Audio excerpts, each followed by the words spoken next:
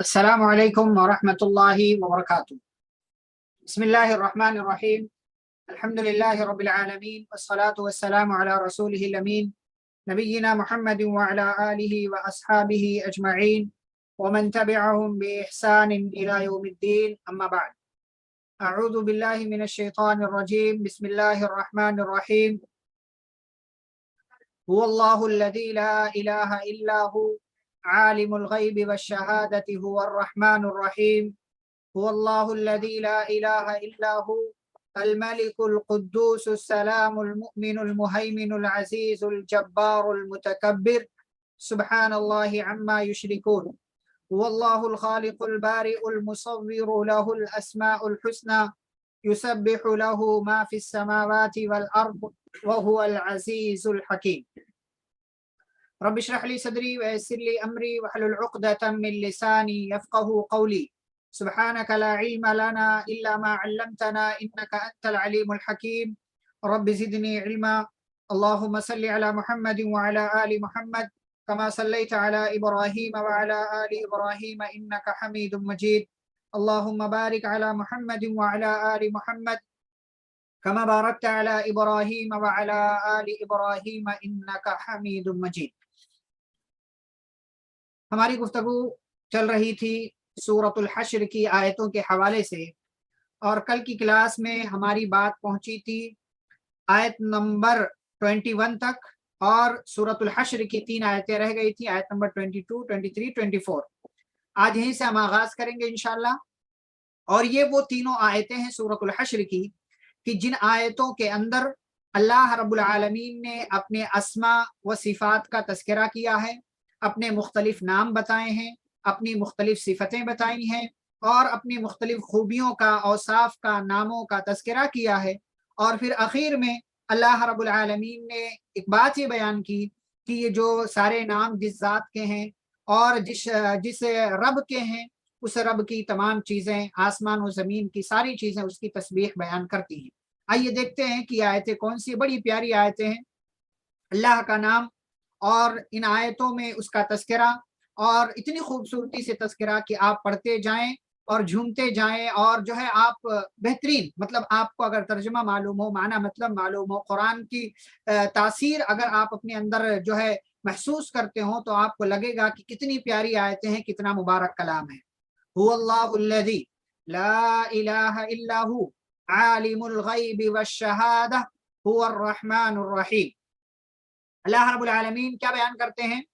هو اللہ الذی، وہی اللہ ہے، الذی لا الہ الا ہو، کہ کوئی معبود برحق نہیں ہے مگر وہی، یعنی جس کے سوا کوئی سچا معبود نہیں ہے، جس کے سوا کوئی سچا معبود نہیں ہے۔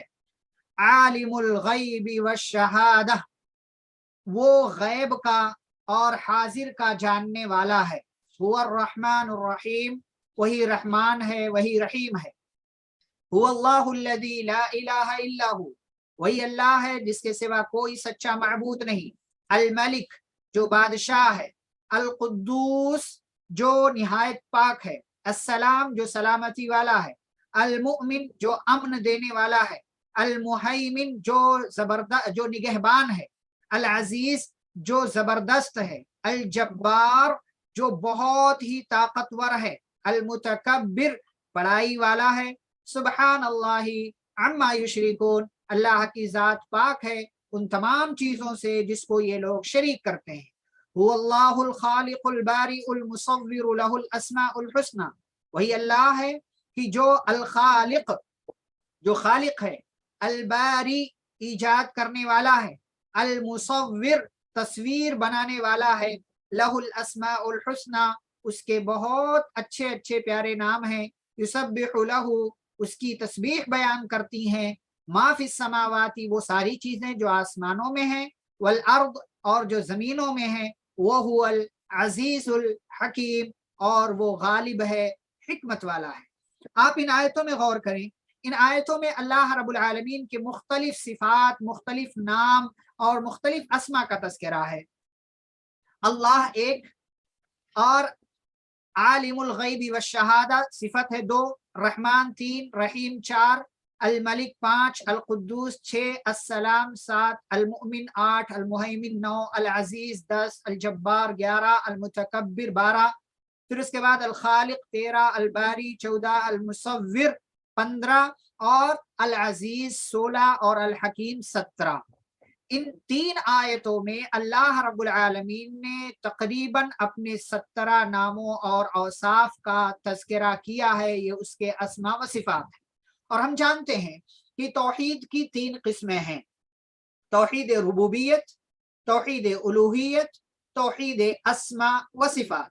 توحید ربوبیت کا مطلب یہ ہے کہ اللہ تعالیٰ کو رب ہم مانے ایک اکیلا، یعنی تمام ربوبیت میں یعنی اللہ تعالیٰ خالق ہے، مالک ہے، رازق ہے، ساری چیزیں دینے والا، یعنی وہی رب ہے، پروردگار ہے، تربیت کرنے والا ہے، تو اللہ ہمارا رب ہے، اس بات کا عقیدہ رکھنا اس کے سوا کوئی ہمارا رب نہیں ہے۔ نمبر 2 توحید الوہیت، یعنی اللہ ہی اکیلا عبادت کے لائق ہے، اسی کی عبادت کی جائے گی، اس کے سوا کوئی عبادت کے لائق نہیں ہے۔ نمبر 3 توحید اسماء و صفات، یعنی اس بات کا عقیدہ رکھنا کہ اللہ کے بہت سارے اچھے نام ہیں، اس کی صفات ہیں، اور ان ناموں کو ان صفات کو اسی طریقے پر سمجھنا جس طریقے پر اللہ نے اور اس کے رسول صلی اللہ علیہ وسلم نے بیان کیا ہے، بغیر اس میں اپنی طرف سے کچھ ملائے ہوئے، بغیر تبدیلی کیے ہوئے، بغیر اللہ کے لیے اگزامپل اور مثال دے کر کے۔ یہ ہے توحید اسماء و صفات، اور اسی سے اللہ کے بہت سارے نام ہیں، اللہ رب العالمین کے بہت سارے نام ہیں، اور اللہ رب العالمین ان تمام ناموں سے اپنے آپ کو جو ہے ظاہر کرتا ہے۔ اللہ رب العالمین کے یوں تو 99 نام ہیں، لیکن اس سے اوپر بھی 99 ناموں کا تذکرہ ہے، لیکن اس سے اوپر بھی اللہ کے بہت سارے نام ہیں، اللہ کی بہت ساری صفتیں ہیں، اور جو کچھ بھی کائنات کے اندر اللہ کرتا ہے وہ ساری اس کی صفات میں داخل ہیں۔ پیارے نبی صلی اللہ علیہ وسلم نے حدیث مبارکہ کے اندر بیان کیا، ان للہ 99 اسما 100 الا واحدہ من احصاها دخل الجنہ۔ اللہ کے 99 نام ہیں، 100 میں سے ایک کم، یعنی 99 نام ہیں، من احصاها جو ان کو شمار کرے وہ جنت میں داخل ہوگا۔ یعنی اللہ رب العالمین کے جو 99 نام ہیں ان ناموں کو جاننا، ان کا معنی مطلب بھی جاننا، اور اللہ کو ان تمام ناموں اور صفات سے یاد کرنا، اور یہ عقیدہ رکھنا کہ اللہ کے جو نام ہیں اور ان ناموں کا جو معنی ہے وہ ساری چیزیں اللہ رب العالمین کی ذات میں داخل ہیں، اور وہ یہ سارے کام کر سکتا ہے، اس میں کوئی کمی نہیں، کوئی زیادتی نہیں، اور کوئی تبدیلی نہیں، کسی طرح کی اللہ کے لیے کوئی مثال ہمیں بیان نہیں کرنا ہے۔ اسی طریقے سے ہم جب دعا مانگیں گے تو بطور خاص اللہ کے اسماء و صفات کا وسیلہ دے کر کے اللہ سے ہمیں دعائیں کرنا چاہیے۔ اللہ نے کہا وَلِلَّهِ الْأَسْمَاءُ الْحُسْنَى فَادْعُوهُ بِهَا، اللہ کے بہت اچھے اچھے نام ہیں، لہٰذا اے لوگو، اے مسلمانوں، تم انہی ناموں کے ذریعے اللہ کو پکارو۔ یعنی اے اللہ تو رحمان ہے، رحم کرنے والا ہے، مجھ پر رحم فرما۔ اے اللہ تو رحیم ہے، تو رحمت دینے والا ہے، مجھے اپنی رحمت سے نواز دے۔ اے اللہ تو غفور ہے، معاف کرنے والا ہے، مجھے معاف کر دے۔ اے اللہ تو رازق ہے، روزی دینے والا ہے، مجھے روزی عطا فرما۔ اے اللہ تو جو ہے عیوب کو چھپانے والا ہے، تو گناہوں کو چھپانے والا ہے، اللہ میرے گناہوں پر پردہ ڈال دے۔ اے اللہ تو جو ہے توبہ قبول کرنے والا، تو تواب ہے، اللہ میری توبہ قبول فرما۔ اے اللہ تو بادشاہ ہے، مجھے جو ہے اپنی بادشاہت کی جو چیزوں میں سے کچھ چیزیں عطا فرما۔ اللہ تو سلام ہے، مجھے سلامتی دے۔ اے اللہ تو مومن امن دینے والا ہے، مجھے امن سے نواز دے۔ اے اللہ تو غالب ہے، دنیا کے لوگ جو ہے مجھ پر غلبہ پانا چاہتے، اے اللہ تو مجھ پر غالب آ جائے، یعنی میرے تمام معاملات۔ تو اللہ کے ناموں کا وسیلہ دے کر کے اللہ رب العالمین سے دعائیں کرنا چاہیے اور اللہ رب العالمین سے مانگنا چاہیے۔ اب یہاں پر دیکھیں اللہ رب العالمین کے مختلف ناموں کا تذکرہ ہے۔ هو اللہ الذی لا الہ الا ہو، اللہ کے سوا کوئی سچا معبود۔ لا الہ الا اللہ کا مطلب کیا ہوتا ہے کہ اللہ کے سوا کوئی معبود نہیں، یہ ترجمہ نہیں کریں گے، اللہ کے سوا کوئی حقیقی معبود نہیں، اسی لیے لا الہ الا استثناء کیا، ایکسیپشن کیا، اس کو ایکسیپشن کیا، استثناء الگ کر کے اس کو بتایا، اس میں حصر کا معنی ہوتا ہے، یعنی اس کے تاکید کے ساتھ اللہ کے سوا کوئی حقیقی معبود نہیں ہے۔ اللہ کے सिवा कोई सच्चा माबूद नहीं। और आलिमुल गैबी व शहादा, गैब का मतलब जो हमारी नजरों से ओझल हो, दीवार के उस पार हो, हमें दिखाई नहीं दे, वो भी गैब है। और जो पहले हो चुका वो भी गैब है, जो आइंदा फ्यूचर में होगा वो भी गैब है, जो हमारे घर के बाहर, हमारे कमरे के बाहर हो रहा वो भी गैब है, हमारी आंख से जो चीज ओझल है वो सब गैब है। अल्लाह उन सारी चीजों का जानने वाला। वो शहादा, और शहादा का मतलब गवाही भी होता है, और शहादा का मतलब हाजिर भी होता है, यानी जो प्रेजेंट है और जो एब्सेंट है, दोनों के बारे में अल्लाह रब्बुल आलमीन जानता, चाहे वो चीजें हो, चाहे वो इंसान हो, चाहे कोई और चीज हो, अल्लाह गैब और हाजिर सारी चीजें जान रहा है। वो रहमान अर रहीम, वो रहमान है, वो रहीम है। रहमान और अर रहीम बिस्मिल्लाहिर रहमानिर रहीम में भी है, सूरह फातिहा में भी है, मुख्तलिफ जगहों पर अल्लाह रब्बुल आलमीन का ये नाम आता है। अल्लाह की रहमत एक आम रहमत है कि जिससे जिस रहमत को वो अपने तमाम बंदों को देता है। अल्लाह की खास रहमत है जिस खास रहमत से वो अपने मोमिन बंदों को नवाजता है। इसीलिए रहमान जो है ये तमाम लोगों के लिए आम है, ये जो है बिल्कुल तमाम लोगों पर अल्लाह की रहमत होती है रहमान के जरिए। और रहीम जो है ये मोमिनों के साथ खास है। अल्लाह ने कहा वकाना बिल मुमिनीना रहीमा, अल्लाह रब्बुल आलमीन मोमिनों पर रहम करने वाला है। और अल्लाह की रहमत ये बहुत बड़ी चीज है। अल्लाह की रहमत इतनी ज्यादा है कि आप अंदाजा लगाएं। सही मुस्लिम की हदीस है, प्यारे रसूल सल्लल्लाहु अलैहि वसल्लम ने फरमाया, अल्लाह ने अपनी रहमत के 100 हिस्से किए, एक हिस्सा दुनिया में भेजा, बकिया 99 हिस्से उसने अपने पास रख लिए हैं। दुनिया के अंदर जो भी मोहब्बतें हैं, जो भी रहमतें हैं, जो भी शफकतें हैं, जो भी मेहरबानियां हैं, और जो भी आपस में हम एक दूसरे के साथ मोहब्बत और चाहत के साथ काम कर लेते हैं, खुलूस के साथ, प्यार के साथ, वो सिर्फ उसी अल्लाह की तरफ से भेजी गई 1%, एक हिस्सा जो रहमत का अल्लाह ने भेजा, उसी का कमाल है। माँ की मोहब्बत, भाई की, बहन की, बाप की जो है, और दीगर तमाम लोगों की मोहब्बत उसी 1%, उसी एक हिस्से का कमाल है। बकिया अल्लाह ने 99 हिस्से अपने पास रखे हैं। ये कहना कि अल्लाह 70 माओं से ज्यादा प्यार करता गलत है, बल्कि दुनिया की तमाम मोहब्बतों से ज्यादा अल्लाह अपने बंदे से मोहब्बत करता है। और इसी तरीके से अल्लाह रब्बुल आलमीन ने कहा वरहमती वसिअत कुल्ल शै, मेरी रहमत हर चीज को उसने घेरा हुआ, मेरी रहमत ने हर चीज को घेर रखा है। और वो 99 हिस्से जो अल्लाह ने अपने पास रखे हैं, वो कयामत के दिन उन्हीं रहमतों में से अपने बंदों के दरमियान तकसीम करेगा। किसी के गुनाह को माफ करके जन्नत में दाखिल कर देगा, किसी को आला मकाम दे देगा, किसी को कुछ दे देगा, किसी को कुछ दे देगा, उसकी रहमतें वहां तकसीम होंगी। प्यारे रसूल सल्लल्लाहु अलैहि वसल्लम ने फरमाया, जब भी अल्लाह से कुछ मांगो तो उसकी रहमत का बतौर खास सवाल किया करो, इसलिए कि कोई भी बंदा सिर्फ अपने अमल की बुनियाद पर जन्नत में दाखिल नहीं हो सकता जब तक कि अल्लाह की रहमत उसको ना मिल जाए। प्यारे नबी सल्लल्लाहु अलैहि वसल्लम से सहाबा ने पूछा, क्या आप भी, यानी क्या आपको भी नजात नहीं मिलेगी अगर अल्लाह की रहमत आपको न मिले अपने अमल की बुनियाद पर? तो आपने फरमाया हाँ मुझे भी, यानी अगर मुझे भी, नबी फरमाते हैं अगर मुझे भी अल्लाह की रहमत न मिले तो सिर्फ अपने अमल की बुनियाद पर मैं जन्नत में दाखिल नहीं हो सकता। हम सबको अल्लाह से उसकी रहमत का सवाल करते रहना चाहिए। उसके बाद अल्लाह अल मलिक है। देखिए, एक होता है मलिक, एक होता है मलक, और एक होता है मिल्क। वो इंग्लिश वाला मिल्क नहीं, दूध वाला। मिल्क का मतलब मिल्कियत, किसी चीज का मालिक होना। मलिक का मतलब बादशाह, और मलक का मतलब फरिश्ता। ये तीनों अलग अलग चीज है। मिल्क और मुल्क, मुल्क का मतलब भी बादशाहत होता है, मलिक से निकला हुआ वो तबारकल्लज़ी बियदिहिल मुल्क। मिल्क, मुल्क, मलक, मलिक, ये 4 तरीके के। तो मिल्क का मतलब मिल्कियत में होना, और मुल्क का मतलब बादशाहत, मलिक का मतलब बादशाह, और मलक का मतलब फरिश्ता। ये जो है जरा सा मतलब जेर जबर पेश की वजह से क्या है, कहां से कहां माना चला जा रहा है। तो मलिक बादशाह, अल्लाह बादशाहों का बादशाह, वो शहनशाह है।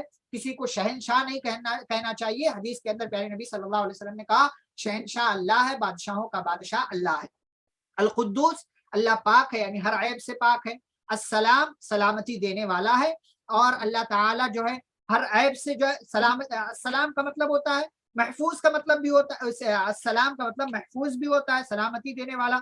यानी वो जात अपनी वो यानी अल्लाह रब्बुल आलमीन अपनी ज़ात पाक सिफात और अफ़आल में कमाल के बायस, यानी अल्लाह ताला हर किस्म के ऐब से, कमी से, नक्स से पाक है, सलामती वाला है। और अल मुमिन, अल्लाह अमन देने वाला, दुनिया में जिसको भी अल्लाह की तरफ से अमन मिला हुआ है वो इसी नाम का कमाल है। अल मुहैमिन, अल्लाह निगहबान है, यानी वो निगहबानी कर रहा है, वो देख रहा है। अल अजीज, वो गालिब है, वो गालिब है, तमाम लोगों पर उसका गलबा है। अल जब्बार, वो बहुत जबरदस्त है, वो बहुत जबरदस्त है। अल मुतकब्बिर, तकब्बुर करने वाला है, यानी बड़ाई करने वाला, बड़ाई करने वाला, हर किस्म की बड़ाई का मुस्तहिक वही है। इसीलिए हम नमाज में बार बार कहते हैं अल्लाहु अकबर, अल्लाह सबसे बड़ा है, इसलिए कि हर किस्म की बड़ाई का मुस्तहिक अल्लाह है। सुभान अल्लाह अम्मा युशरिकून। लेकिन इन तमाम जो है खूबियों के बावजूद बहुत सारे लोग अल्लाह के साथ शरीक करते हैं, लेकिन अल्लाह उन तमाम चीजों से पाक है। फिर अल्लाह ताला ने अपने 3 नामों का ऐसा तस्करा किया जो तीनों नाम जो है थोड़े थोड़े सिमिलर हैं। अल खालिक, अल बारी, अल मुसव्विर। खालिक का मतलब क्या होता है? नक्शा देने वाला, नक्शा देने। खालिक जिसको हम अपनी जबान में पैदा करने वाला कहते हैं, तो नक्शा दिया अल्लाह ने पहले, खालिक नक्शा देने वाला, आदम अलैहिस्सलाम का नक्शा बनाया उसने। अल बारी का मतलब होता है वजूद में लाने वाला, यानी पहले तो अल्लाह ने नक्शा बनाया, स्ट्रक्चर, फेस दिया, तमाम चीजें बनाई, बॉडी शेप, मतलब पूरा सब कुछ बनाया, और फिर अल बारी उसको वजूद में लाया। ये दोनों कौन करता है? अल्लाह ताला। और अल मुसव्विर फिर उसको तस्वीर देने वाला, यानी फिर उसको ला करके उस सांचे में ढाल देने वाला। ये तीनों नाम तकरीबन सेम सेम है, थोड़ा थोड़ा सा फर्क है उसमें। अल खालिक पहला स्टेप है, अल बारी उसके बाद का है, अल मुसव्विर उसके बाद का है। लहुल अस्माउल हुस्ना, ऐसे ही उसके बहुत सारे अच्छे अच्छे नाम हैं। युसब्बिहु लहु मा फिस समावाति वल अर्द, आसमान और जमीन की सारी चीजें उसकी तस्बीह बयान करते हैं। गोया कि पता ये चला हर चीज अल्लाह की तस्बीह बयान करती है। वो हुवल अजीजुल हकीम, और वो गालिब है, हिकमत वाला है। वो गालिब है, हिकमत वाला है। आसमान और जमीन ये वाहिद ऐसा काम है जो जो आसमान और जमीन की सारी चीजें करती, यानी अल्लाह की तस्बीह बयान करने का काम, जिसको अल्लाह ने मुख्तलिफ जगहों पर बयान किया है। सूरह बनी इसराइल की आयत नंबर 44 में, और इसी तरीके से सूरतुल नूर में अल्लाह रब्बुल आलमीन ने मुख्तलिफ जगहों पर इसका तज़किरा किया है। ठीक है, तो वो हुवल अजीजुल हकीम, और वो गालिब है, हिकमत वाला है। हिकमत वाले का मतलब ये है कि जो चीज जो जो मकाम चाहती है अल्लाह ने उस चीज को उस प्लेस पर, उस मकाम पर रख दिया है। ये मतलब होता है हिकमत का, यानी हकीम उसको बोलेंगे जो काम जो है ऐसा इंसान या ऐसी जात जो किसी भी चीज के साथ वही रवैया करती है कि वो चीज जिसकी मुस्तहिक है, यानी हर चीज को उसका मकाम दे देना, ये है हकीम। तो अल्लाह ताला हकीम है, वो अपने सारे काम हिकमत के साथ करता है। जी, यहाँ पर सूरतुल हश्र मुकम्मल होती है। चलें, ठीक है। बिस्मिल्लाहिर्रहमानिर्रहीम। या अय्युहल्लज़ीना आमनू ला तत्तखिज़ू अदुव्वी व अदुव्वकुम औलियाअ तुल्कूना इलैहिम बिल मवद्दति व क़द कफ़रू बिमा जाअकुम मिनल हक़्क़ युख़रिजूना अर्रसूला व इय्याकुम अन तु'मिनू बिल्लाहि रब्बिकुम इन कुंतुम खरजतुम जिहादन फी सबीली व इब्तिग़ाअ मर्दाती तुसिर्रूना इलैहिम बिल मवद्दा व अना अअलमु बिमा अख़फ़ैतुम व मा अअलनतुम व मन यफ़अलहु मिनकुम फ़क़द ज़ल्ल सवाअ सबील। जी, ये है सूरतुल मुम्तहिना। सूरतुल मुम्तहिना। अल मुम्तहिन, मुम्तहिन इसी से एग्जामिनर को मुम्तहिन कहते हैं, और अगर वो फीमेल हो तो उसको मुम्तहिना कहते हैं, उसको मुम्तहिना कहते हैं, यानी इम्तिहान लेने वाली। क्योंकि इसके अंदर इम्तिहान का तस्करा, इसीलिए सूरा को सूरतुल मुम्तहिना कहा जाता है। इस सूरा का आगाज करने से पहले, तर्जमा करने से पहले मैं एक चीज बता दूं। सबब नुजूल, शान नुजूल जिसको बोलते हैं, इसकी इब्तिदाई कुछ आयतें नाजिल हुई। एक सहाबी थे हातिब बिन अबू बलताआ, हातिब बिन अबू बलताआ रज़ियल्लाहु तआला अन्हु। मुहाजिर सहाबी हैं, मक्का में रहते थे। असलन मक्का के नहीं थे, कहीं बाहर के थे, लेकिन उस्मान रज़ियल्लाहु अन्हु ने पनाह दे दिया था, तो मक्का ही में रह रहे थे। तो मक्का से हिजरत करके मदीना गए, मुहाजिर सहाबी, गज़वे बद्र में शरीक भी हुए थे। اور یہ ہجرت کر کے مدینہ چلے گئے، لیکن مکہ میں ان کا مال رہ گیا، ان کی اولاد رہی۔ جو بھی باتیں میں نے کہا یاد رکھیے گا، تبھی چیز سمجھ میں آئے گی۔ حاتب بن ابو بلتع مکہ کے نہیں تھے، لیکن مکہ میں رہتے تھے، عثمان رضی اللہ عنہ نے پناہ دیا تھا، عثمان رضی اللہ عنہ کے دوست تھے، تو وہاں رہ رہے تھے۔ مکہ سے ہجرت کر کے مدینہ آئے، غزوہ بدر میں شریک ہوئے۔ اب مکہ میں ان کا مال تھا، ان کی اولاد تھی، بیوی بچے تھے، لیکن یہ قریش میں سے، مکہ والوں میں سے نہیں تھے، باہر کے تھے، یہ یاد رکھیں اتنا۔ جب مکہ والوں نے وہ عہد و پیمان توڑ دیا جو صلح حدیبیہ کے موقع سے مسلمانوں اور مکہ والوں کے درمیان ہوئی تھی، تو نبی صلی اللہ علیہ وسلم نے مکہ کو فتح کرنے کا ارادہ کیا۔ نبی صلی اللہ علیہ وسلم نے معبود مینس جس کی عبادت کی جائے، اتنا بیسک چیز نہیں جانتے، معبود مینس جس کی عبادت کی جاتی ہے جی، تو نبی صلی اللہ علیہ وسلم نے مکہ کو فتح کرنے کا ارادہ کیا، تو آپ صلی اللہ علیہ وسلم نے مسلمانوں کو جنگ کی تیاری کرنے کا حکم دیا اور اللہ تعالی سے یہ دعا کیا، اللہم عمی علیہم خبرنا، کہ اے اللہ مکہ والوں کو ہم جو تیاری کر رہے ہیں، یہ چیز، یہ خبر مکہ والوں کو نہ ملے کہ ہم تیاری کر رہے ہیں۔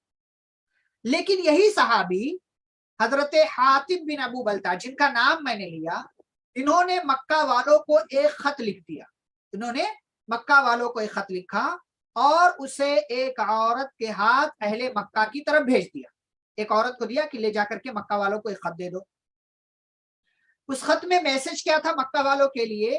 یہ پیغام تھا کہ نبی صلی اللہ علیہ وسلم نے مکہ کو فتح کرنے کا ارادہ کر لیا ہے، لہٰذا تم لوگ ہوشیار ہو جاؤ۔ انہوں نے ایسا کیوں کیا؟ حالانکہ مسلمان ہیں، پکے سچے مسلمان ہیں، لیکن انہوں نے ایسا کیوں کیا؟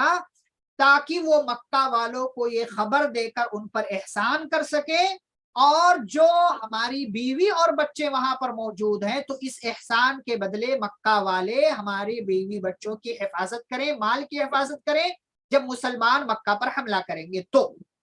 لیکن یہ جو انہوں نے خط دیا تھا، اس کے بارے میں اللہ نے اپنے نبی صلی اللہ علیہ وسلم کی دعا، جو آپ نے نبی نے دعا کی تھی، دعا قبول ہونا ہی تھا، دعا قبول ہونا تھا، تو نبی صلی اللہ علیہ وسلم کی دعا قبول ہوئی اور اللہ نے نبی کو بتا دیا کہ ایسا اور ایسا معاملہ ہو رہا ہے۔ نبی صلی اللہ علیہ وسلم نے حضرت علی رضی اللہ تعالیٰ عنہ کو اور زبیر بن عوام کو، مقداد بن اسود، ان تین صحابہ کو بھیجا اور کہا کہ جاؤ روضہ خاخ نامی ایک جگہ، وہاں ایک عورت ملے گی، وہ اونٹ پر سوار ہوگی، اس کے پاس یہ خط ہوگا، وہ خط اس سے لے کر کے آ جاؤ۔ یہ لوگ گئے، اس جگہ پر پہنچے، اس عورت سے ملاقات ہوئی، تو اس عورت کا جب پوری تلاشی لی تو کہیں موجود نہیں تھا، لیکن پھر جب کہا کہ ہم تمہارے کپڑے اتاریں گے، یعنی اگر تم بتاؤ گی نہیں کہ کہاں ہے وہ تو ہم تمہارے کپڑے اتار دیں گے، تو اس نے اپنے بالوں کا جو جوڑا بنا کر کے رکھا تھا، اسی میں خط چھپا رکھا تھا، وہ خط نکال کر کے اس نے دے دیا، اور یہ تینوں صحابہ لے کر کے نبی صلی اللہ علیہ وسلم کے پاس پہنچے۔ خط میں کیا لکھا ہوا تھا کہ یہ خط حاتب بن ابو بلتع کی طرف سے مشرکین مکہ کے نام ہے، اور اس میں انہیں نبی صلی اللہ علیہ وسلم کی، جو میں نے بتایا کہ یہ خبر دی گئی تھی کہ نبی صلی اللہ علیہ وسلم مکہ پر حملہ کرنے والے ہیں، مقصد کیا تھا وہ بھی بتایا میں نے۔ نبی صلی اللہ علیہ وسلم نے یہ نہیں فوراً جو ہے، آپ جب کسی کو سامنے والا اگر غلطی کرتا ہے نا، اسے موقع دینا چاہیے کہ تم نے یہ کیا تو کیوں کیا۔ نبی صلی اللہ علیہ وسلم نے حاتب کو بلا کر کے پوچھا، حاتب یہ کیا ہے؟ تو انہوں نے کہا، اے اللہ کے نبی، آپ میرے بارے میں جلدی سے کوئی فیصلہ نہ کریں، میں ایسا آدمی ہوں جو قریش کے ساتھ، یعنی مکہ والوں کے ساتھ مل کر کے میں رہ رہا تھا، لیکن میں مکہ والوں میں سے نہیں، میں قریش میں سے نہیں تھا، میں باہر کا تھا، اور آپ کے دیگر جو صحابہ مکہ سے آئے ہیں، ان کے وہ جو ہے مکہ میں رہنے والے ہیں، ان کے دیگر رشتہ دار وہاں مکہ میں موجود ہیں، تو مکہ میں رہنے والے آپ کے دیگر ساتھیوں، دیگر صحابہ کے رشتہ داروں کی حفاظت کر لیں گے، میرا کوئی نہیں تھا تو میرے رشتہ دار، میرے بیوی بچوں کی، میرے مال کی حفاظت کون کرتا؟ تو میں نے سوچا کہ میں مکہ والوں پر احسان کر دوں، اس احسان کے بدلے وہ میری بیوی بچوں کی، میرے مال کی حفاظت کریں گے۔ پھر انہوں نے یہ وضاحت کی کہ اے اللہ کے نبی، میں نے یہ کام کفر کی وجہ سے میں مرتد نہیں ہوا ہوں، میں نے کفر نہیں کیا، کفر کی وجہ سے، ایسا نہیں کہ میں اللہ کا رسول کا انکار کر رہا ہوں، دین کا انکار کر رہا ہوں، میں نے صرف اس لیے کیا، بیوی بچوں کی محبت میں، ان کی فکر میں میں نے یہ قدم اٹھایا ہے۔ نبی صلی اللہ علیہ وسلم نے سن کر کے کہا انہو قد صدقکم، انہوں نے یعنی حاتب نے اے میرے صحابہ تم سے جو ہے پوری جو ہے وضاحت کے ساتھ سچائی کے ساتھ بات بیان کر دی۔ حضرت عمر رضی اللہ عنہ جلالی صحابی کھڑے ہو گئے، کہا اللہ کے نبی مجھے اجازت دے دیجیے، یہ منافق ہو گئے، میں ان کی گردن اڑا دوں۔ نبی صلی اللہ علیہ وسلم نے فرمایا انہو قد شہد بدرا وما يدريك لعل الله قد اطلع الى اهل بدر فقال اعملوا ما شئتم فقد غفرت لكم، کہ عمر یہ تو جنگ بدر میں حاضر ہوئے تھے، یا جو بدری صحابی ہیں، جنگ بدر میں انہوں نے شرکت کی تھی، اور تمہیں نہیں پتا کہ اللہ تعالیٰ نے جنگ بدر میں شرکت کرنے والے تمام صحابہ کے بارے میں کہا ہے کہ تم جو چاہو کرو، اللہ نے تمہیں معاف کر دیا ہے۔ تو اس طریقے سے حاتب رضی اللہ تعالیٰ عنہ کا یہ قصہ سامنے آیا، انہوں نے یہ کام کیا، لیکن کس وجہ سے کیا؟ تاکہ مکہ والوں پر وہ احسان کر دے اور اس کی وجہ سے وہ لوگ ان کی بیوی بچوں کی حفاظت کر لیں۔ اسی پس منظر میں، اسی بیک گراؤنڈ کو سامنے رکھ کر کے اب آگے کی آپ آیتیں دیکھیں، اس کا معنی مطلب جانیں، پھر اس کے بعد انشاءاللہ اس تعلق سے ہم آگے بات کریں گے۔ پہلے ترجمہ 2-3-4 آیتوں کا دیکھ لیتے ہیں۔ اللہ تعالیٰ نے کیا کہا؟ یا ایھا الذین آمنوا، اے ایمان والو، لا تتخذوا عدوی وعدوکم اولیاء، تم میرے اور اپنے دشمنوں کو دوست مت بناؤ، تلقون الیہم بالمودہ، تلقون الیہم، تم ان کی طرف دوستی کا پیغام بھیجتے ہو، وقد کفروا بما جاءکم من الحق، حالانکہ ان لوگوں نے اس چیز کا انکار کیا ہے جو تمہارے پاس حق آ گیا ہے، اس کا ان لوگوں نے انکار کیا، یعنی وہ کفر کرتے ہیں، تم ان کی طرف دوستی کا پیغام بھیجتے ہو۔ یخرجون الرسول، وہ رسول کو، وَإِيَّاكُمْ، اور تمہیں نکالتے ہیں تمہارے گھروں سے، یعنی مکہ سے ان لوگوں نے تمہیں نکال دیا اور تم ان سے دوستی کر رہے ہو۔ کس بات پر نکالا ان لوگوں نے؟ ان تؤمنوا باللہ ربکم، اس بات پر کہ تم اللہ پر جو تمہارا رب ہے اس پر ایمان لے آئے۔ ایسا پھر اللہ نے کیا کہا؟ یہ ساری چیزیں بیان کر کے کہتے ہیں اللہ کہتے ہیں کہ تم میرے اور اپنے دشمنوں کو اپنا دوست مت بناؤ، ان کنتم خرجتم جہادا فی سبیلی وابتغاء مرضاتی، اگر تم میرے راستے میں جہاد اور میری رضا ڈھونڈنے کے لیے نکلے ہو تو کفار کو، میرے اور اپنے دشمنوں کو دوست مت بناؤ۔ تسرون الیہم بالمودہ، تم ان کی طرف دوستی کا خفیہ چھپا ہوا پیغام بھیجتے ہو۔ وَأَنَا أَعْلَمُ بِمَا أَخْفَيْتُمْ وَمَا أَعْلَنْتُمْ، اور میں جانتا ہوں، بہت اچھے سے جانتا ہوں جو تم چھپاتے ہو، وَمَا أَعْلَنْتُمْ، اور جو تم ظاہر کرتے ہو۔ وَمَنْ يَفْعَلْهُ مِنْكُمْ، اور جو ایسا تم میں سے کوئی کرے گا، فَقَدْ ضَلَّ سَوَاءَ السَّبِيلِ، تو سمجھ لو کوئی یقیناً وہ سیدھے راستے سے بھٹک گیا۔ إِن يَثْقَفُوكُمْ، اور وہ تو اتنے ڈینجر ہیں، یعنی جن کی طرف تم دوستی کا پیغام بھیج رہے ہو وہ اتنے ڈینجر ہیں کہ اگر وہ تمہیں کہیں پا جائیں تو تمہارے دشمن ہو جائیں۔ یثقفوکم، اگر وہ تمہیں کہیں پا جائیں، یکونوا لکم اعداء، تو وہ تمہارے دشمن بن جائیں، تمہارے دشمن بن جائیں۔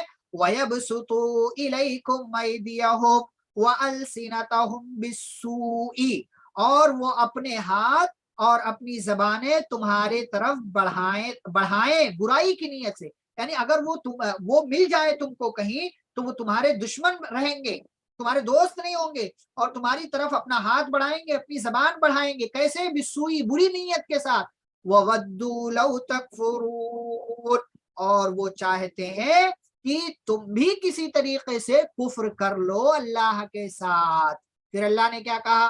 لن تنفعکم ارحامکم ولا اولادکم یوم القیامہ، تمہارے رشتہ دار، ارحامکم یعنی تمہارے رشتہ دار، رحم سے نکلا ہوا، تمہارے رشتہ دار، ولا اولادکم، اور نہ ہی تمہاری اولاد تمہیں ہرگز فائدہ پہنچائے گی، یوم القیامت، قیامت کے دن، یفصل بینکم، وہ تمہارے درمیان فیصلہ کرے گا، کون؟ اللہ تعالی۔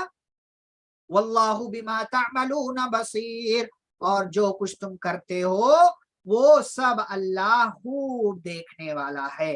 ان 3 آیتوں میں اسی واقعے کو سامنے رکھ کر کے اللہ رب العالمین نے یہ بات مسلمانوں سے بیان کی کہ میرے اور اپنے دشمنوں کو دوست مت بناؤ۔ اس چیز کو اللہ نے قرآن میں کئی جگہوں پر ذکر کیا ہے، جیسے کہ آپ دیکھیں سورۃ المائدہ کی آیت نمبر 51 میں، سورۃ المائدہ ہی کی آیت نمبر 57 میں، سورۃ النساء کی آیت نمبر 144 میں، फिर सूरह आल इमरान की आयत नंबर 28 में कई एक जगहों पर अल्लाह ने इस मफहूम को बयान किया है कि दीन के मामले में अल्लाह और उसके रसूल सल्लल्लाहु अलैहि वसल्लम और मुसलमानों के दुश्मनों को, ऐ मुसलमानों तुम अपना दोस्त मत बनाओ, इसलिए कि तुम तो दोस्ती का भरम रखोगे, लेकिन इनकी हकीकत ये है कि इतने गंदे हैं दीन के मामले में तुम्हारे साथ कि अगर ये कहीं तुम्हें पा जाए तो तुम्हारे दुश्मन बनकर के तुम्हारे सामने आएंगे और अपने हाथ से, अपनी जबान से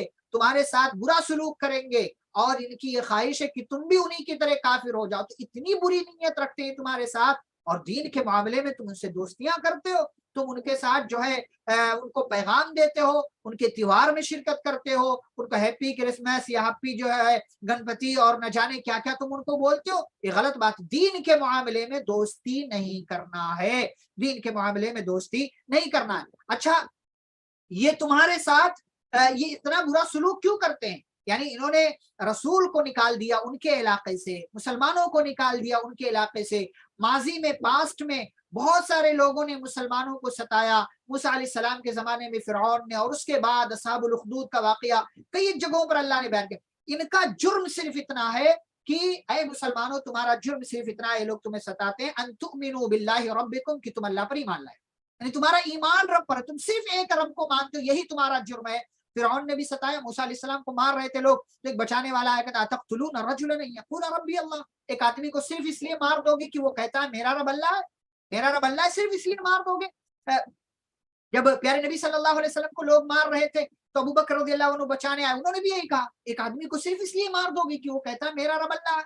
सूरतुल बुरूज में अल्लाह ने जिक्र किया, वमा नक़मू मिनहुम इल्ला अन युमिनू बिल्लाहिल अज़ीज़िल हमीद, कि उन पूरे जो लोग ईमान लाए तमाम लोगों को मार दिया। असहाबुल उखदूद जिनको कहते हैं, पूरा वाकया आप जाकर के पढ़े सूरतुल बुरूज में, जो 30वें पारे की सूरा है, असहाबुल उखदूद का वाकया, कि उन तमाम लोगों को उन मुशरिकों ने आग के खंदक में, आग के गड्ढे में डाल दिया। क्यों? सिर्फ इसलिए कि वो अल्लाह पर ईमान लाए थे, जो अल्लाह गालिब है और लायक तारीफ है।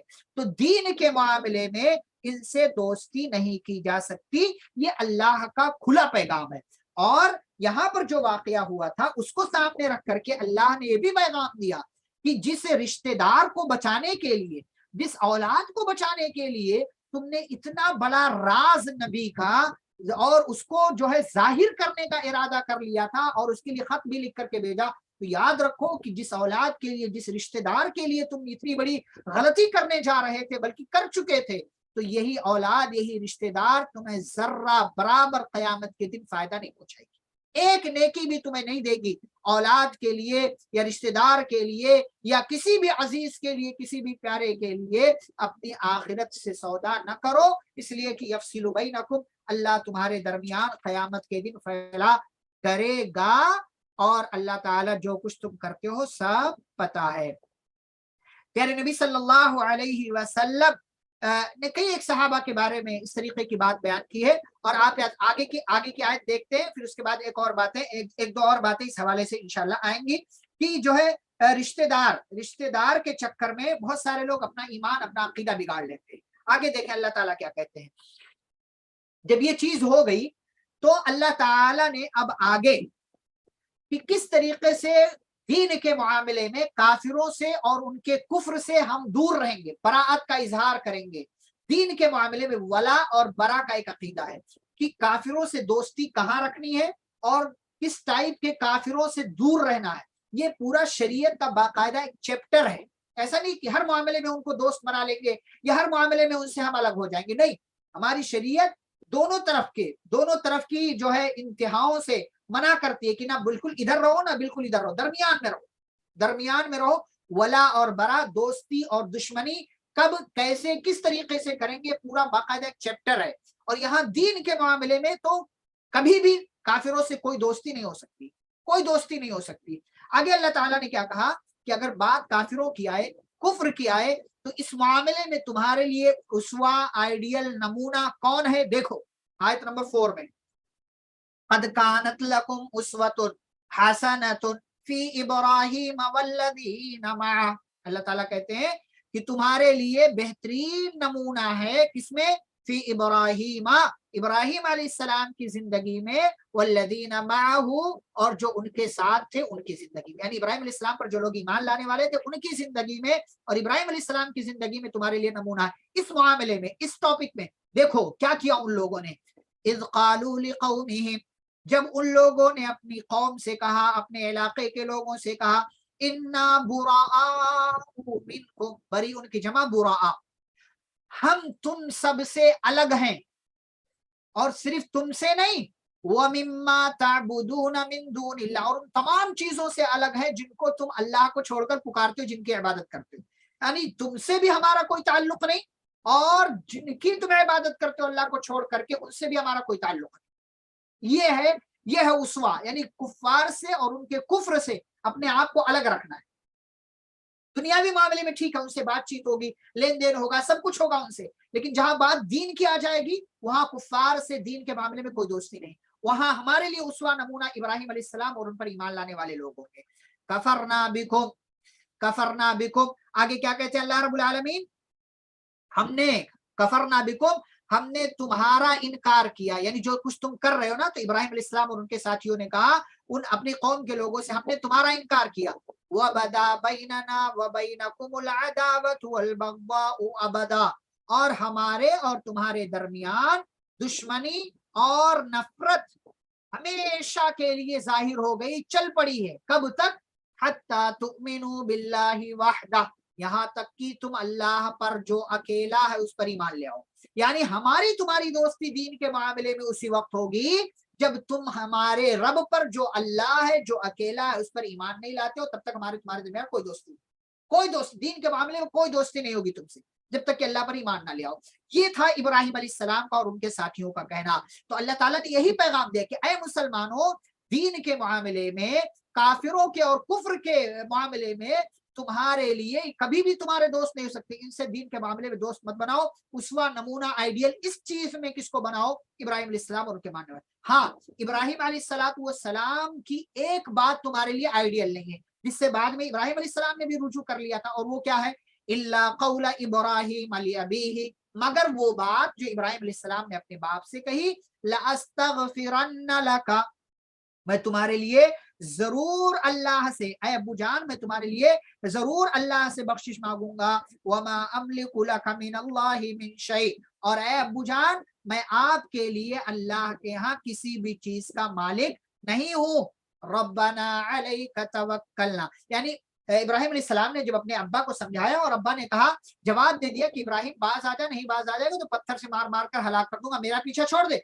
इब्राहिम अलैहिस्सलाम कहे सलामुन अलैका सअस्तगफिरु लक रब्बी, इब्राहिम अलैहिस्सलाम पलट गए और कहा अब्बू जान ठीक है मैं जा रहा हूँ, लेकिन मैं आपके लिए इस्तिगफार करता रहूंगा कि अल्लाह आपके गुनाह को माफ कर दे। ये शुरू शुरू में उन्होंने कहा था, लेकिन बाद में इब्राहिम अलैहिस्सलाम के लिए जब ये बात वाज़ेह हो गई कि किसी मुशरिक के लिए इस्तिगफार नहीं किया जा सकता अगर उसका इंतकाल कुफ्र और शिर्क पर हुआ हो, तो उन्होंने अपनी बात से रुजू कर लिया। जैसा कि अल्लाह ने सूरत तौबा की आयत नंबर 113 में 114 में बयान किया है कि इब्राहिम अलैहिस्सलाम का अपने बाप के लिए बख्शिश मांगना एक वादे के तहत था। उन्होंने अपने बाप से वादा कर लिया था कि अबू जान मैं आपके लिए इस्तिगफार करता रहूंगा, लेकिन जब उनको ये मालूम हो गया कि उनका बाप तो अल्लाह का दुश्मन है, तो गर्चे वो बाप था, लेकिन बात चूंकि दीन की आई, इसलिए बाद में वो अपने बाप से किए हुए इस वादे से बेजार हो गए, इसलिए कि अल्लाह के मामले में किसी भी मखलूक की कोई बात नहीं मानी जाएगी। तो ये अल्लाह ताला ने क्लियर कर दिया सूरत तौबा की आयत नंबर 113 और 114 में। और उसके साथ साथ इन जो है मुसलमानों ने जो इब्राहिम अलैहिस्सलाम पर ईमान लाए थे, और खुद इब्राहिम अलैहिस्सलाम, उन्होंने क्या दुआ किया? रब्बना अलैका तवक्कलना, ऐ हमारे रब हमने तुझ पर भरोसा किया। तवक्कुल कहते हैं अपने तमाम मामलात को अल्लाह के हवाले कर देना, अपनी तरफ से कोशिश करना, भाग दौड़ करना, और अपने तमाम मामलात को अल्लाह के हवाले कर देना। व इलैका अनबना, और अल्लाह हम तेरी ही तरफ जो है हमने रुजू कर लिया। व इलैकल मसीर, और तेरी तरफ हमें लौटना है। फिर एक दुआ, रब्बना ला तजअलना, ए हमारे रब तो हमें मत बना फितना, आजमाइश, किसके लिए? लिल्लज़ीना कफरू, काफिरों के लिए। वग़फिर लना रब्बना, اور اے ہمارے رب تو ہمیں معاف کر دے، انکا انت العزیز الحکیم، بے شک تو غالب ہے، حکمت والا ہے۔ اس کے بعد کی ایک آیت دیکھتے ہیں، پھر انشاءاللہ بات ختم کریں گے۔ اللہ تعالیٰ کیا کہتے ہیں؟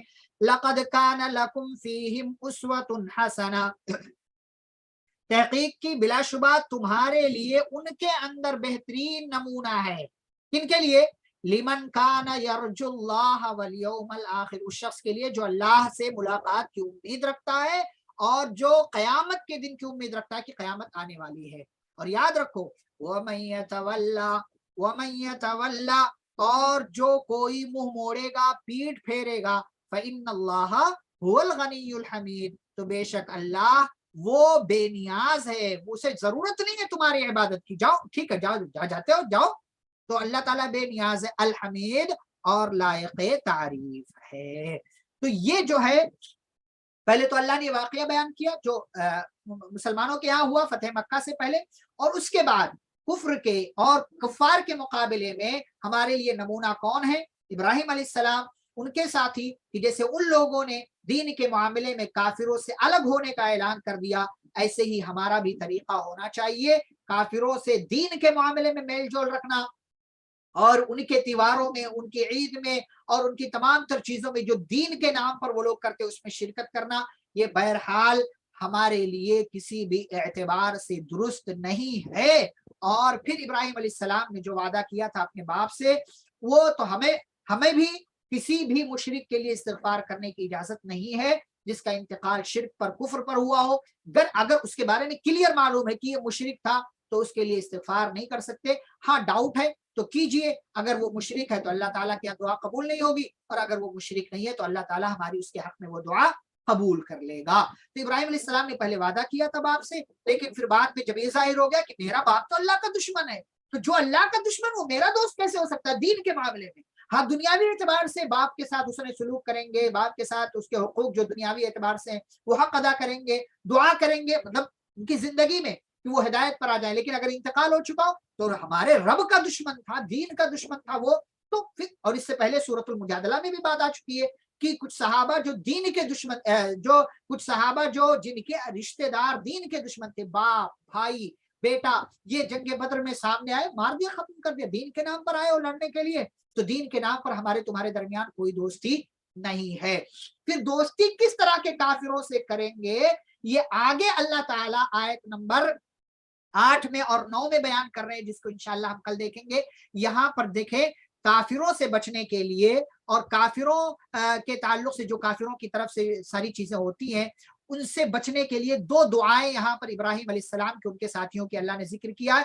یہ دو دعائیں یاد کریں آپ لوگ، یہ دو دعائیں یاد کریں۔